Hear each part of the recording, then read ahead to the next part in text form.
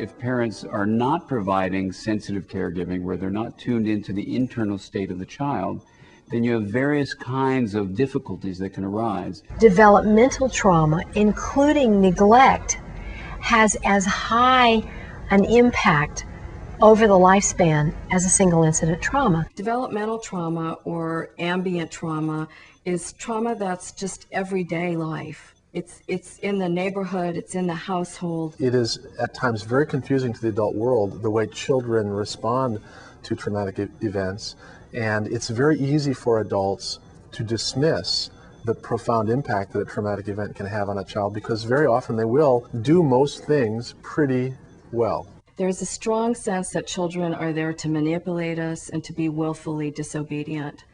And instead of really understanding the child from the child's point of view, I think we've imposed something from the outside, almost adult characteristics onto children. One of the single most important understandings that parents can have is to realize that trauma creates fear in children, and anger has an underlying element of fear.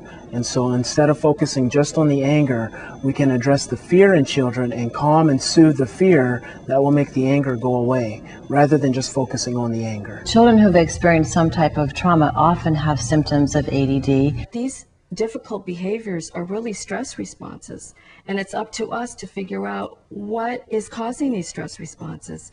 And there's several different pathways that they can show us that they're distressed. The first stress response is a hypersensitive, hyperreactive stress response. And these infants cry a lot, are inconsolable. When they become toddlers, they may go into rapid temper tantrums and be very volatile. A second stress response are infants who are hypervigilant. These infants will have very wide eyes and will be very vigilantly looking, and you can see that there's an anxiety in their muscle tone and in how they carry themselves, and that they're scanning the environment. A toddler may be overly clingy or overly withdrawn. A third stress response would be very shut down and tuned out. These children, again, may be misunderstood as a good, easy baby.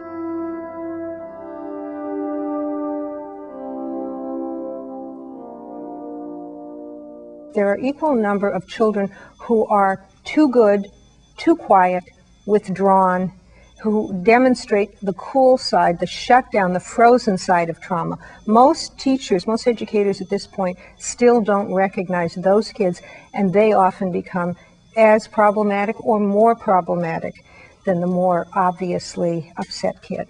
You can't always tell when a child has been traumatized. Very often they may be going through the day interacting normally with their peers. They'll be playing games, they might be laughing, and you may not have any idea that that child the week before lost their parent in a violent event.